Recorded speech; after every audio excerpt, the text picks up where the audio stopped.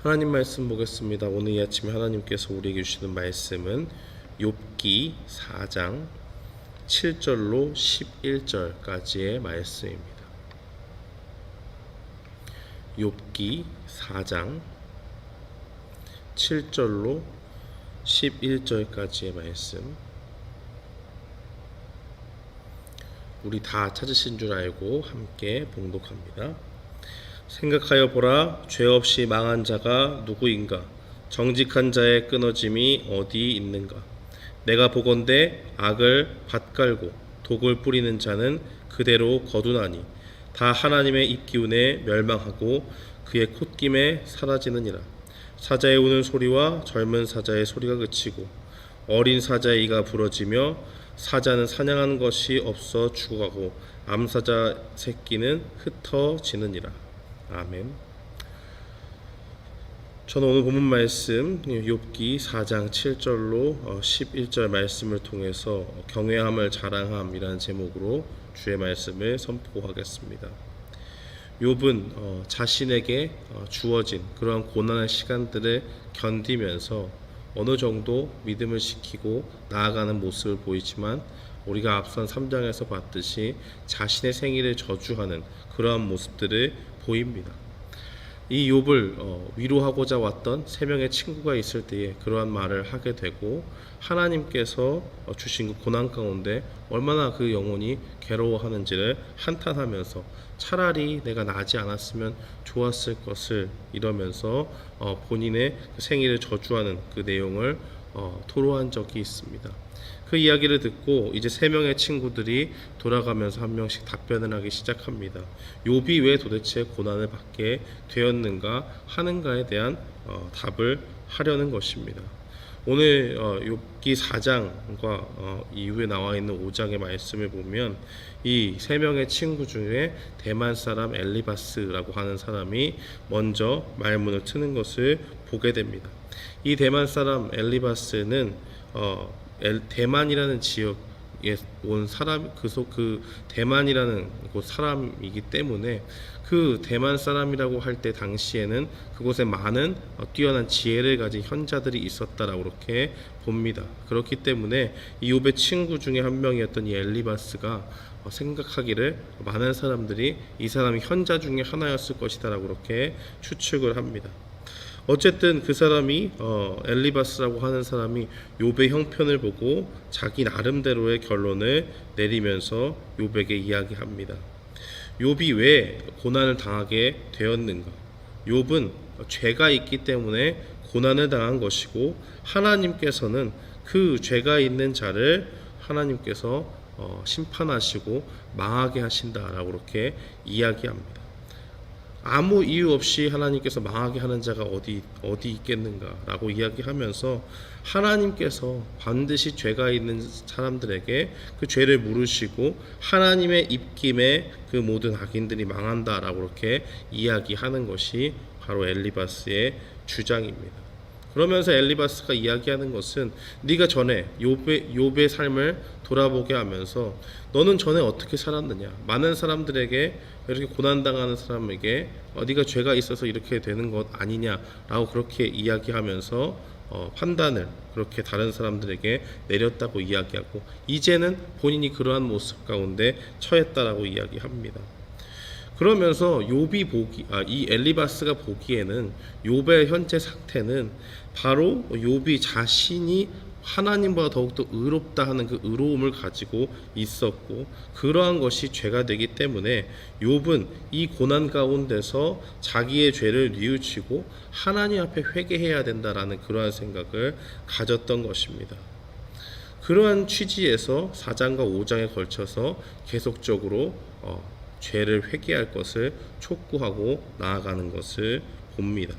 사랑하는 성도 여러분, 이 엘리바스의 말을 통해서 하나님께서 우리에게 알려주시고자 하는 것은 무엇입니까? 우리는 우리가 고난당하는 그 시절 가운데 어떤 사람도 우리의 완벽한 위로자가 되지 못한다라는 것을 분명히 기억해야 됩니다. 엘리바스의 말은 인과응보적인 그 사상을 담고 있습니다. 죄가 있으면 분명히 죄에 대한 징벌이 있는 것이고, 하나님 앞에 의롭게 산다면 그 앞에는 평탄함이 주어질 것이다 라는 그러한 사상에 근거한 것입니다. 이 말이 일면 맞는 것 같지만 우리의 현실 속에서 이 말을 가져오게 된다면 우리는 고개를 약간 갸우뚱하게 됩니다. 왜냐하면 우리 주변에 있는 사람들을 살펴보면 믿음이 좋고 하나님을 따라 살기로 결단하고 나아가는 사람들의 모습을 보면 이 엘리바스의 말처럼 꼭 맞는 것은 아니다라는 것이 증명되기 때문입니다. 하나님을 열심히 믿고 또 교회에 열심히 봉사를 하고 나아가는데도 그의 삶 가운데 보면 큰 질병에 걸리기도 하고, 뭔가 하나님이 맡겨주신 그 일들을 감당할 때 직접적인 어려움을 당하기도 하는 모습을 보게 됩니다. 그럼 반면에 악인들은 어떻습니까? 하나님의 일을 적극적으로 대적하고 그 일을 막아서고 모든 일에 어려움을 주었던 삶은 여전히 세상 가운데서 떵떵거리면서 힘과 권세를 누리는 그러한 모습들을 우리는 우리 삶 가운데 보게 되는 것입니다. 삶이라고 하는 것이 반드시 엘리바스의 말처럼 의인이 형통하고 악인에게 고난만 주어지는 그러한 모습만 있는 것이 아니라는 것을 우리에게 보여주는 것입니다. 이러한 가르침뿐만이 아니라 이 엘리바스의 지금 욥을 대하는 태도를 보면 이 고난을 당하고 있는 친구에게 그 어떤 위로의 말을 건네지 않는 것을 보게 됩니다. 분명히 엘리바스는 그 욥에게 뭔가 이 상황이 어떻게 이렇게 되었는가 원인을 분석하고 결과를 도출하고 나름대로의 열심을 내어서 이야기를 하고 있지만은 그에게 어떤 사랑 가운데서 이 친구를 정말 위하는 마음으로 고난 가운데 지쳐있고 괴로워하는 이 욥을 위로하는 말은 한마디도 볼 수 없다는 것을 우리는 보게 됩니다. 우리가 아무리 원인 분석이 맞고 또 결과가 어떠하다라는 것을 결론을 잘 낸다고 할지라도 그 고난당하는 주변에 친구가 있고 그에게 찾아갔을 때 따뜻한 한마디 위로의 말을 건네지 못한다면 그 사람의 가르침이라고 하는 것이 정말 사랑 가운데 나아온 것인가 하는 것을 우리는 의심하게 되는 것입니다. 사랑하는 성도 여러분, 엘리바스는 현자입니다. 현자였을지 모릅니다. 세상적으로 볼 때 많은 지혜가 있는 것이 분명했을지 모릅니다. 그러한 사람으로 유명했을지 모르지만 지금 이 고난당하는 욥의 문제에 있어선 무지한 사람처럼 자신의 생각을 그렇게 이야기하고 있다는 것을 보게 됩니다. 이것은 인간적인 지혜로 이 고난의 문제를 해결하려고 하는 것이고 마치 자기가 모든 것을 안다는 듯이 욥을 정죄하고 욥에게 회개를 촉구하는 것을 보게 됩니다. 사랑하는 성도 여러분, 우리가 이러한 모습을 보면서 우리는 이 땅을 살아갈 때 고난이 우리에게 다가온다면 우리가 사람의 지혜에 기댈 필요가 없다는 것을 우리는 분명히 보게 됩니다. 인간적인 지혜로 또 인간적으로 현자로 불리면서 그 가운데 어느 정도의 고난 가운데 도움될 만한 그러한 말들을 해줄 수는 있을 것입니다. 그러나 우리의 지혜가 어떻게 하나님의 지혜와 비교가 되겠습니까? 우리가 생각하는 그 계획보다 하나님의 생각하심과 계획하심이 더욱더 크고 하나님은 온 세상을 다스리시는 가운데 우리 한 사람 한 사람을 하나님의 그 섭리 가운데 인도하고 계신다는 것을 분명히 기억해야 됩니다. 그러므로 우리가 고난 가운데 있을 때에 사람에게 의지하는 것이 아니라 우리는 그 가운데 우리의 모든 고통을 몸소 체험하시고 우리를 이해하시는 예수 그리스도 앞으로 나아가야 되는 것입니다. 예수님은 이 땅에 살면서 인간이 받는 모든 고난의 그러한 모습들을 다 겪으셨습니다. 우리가 고난 당할 때에 그것을 그저 마치 아무것도 알지 못하는 것을 책으로만 배운 그러한 모습이 아니라 직접 몸소 이 땅 가운데 오셨고 우리 인간이 느끼는 배고픔과 추위와 더위와 여러 가지 인생의 불편함들을 예수님께서는 직접 겪으셨다는 것입니다.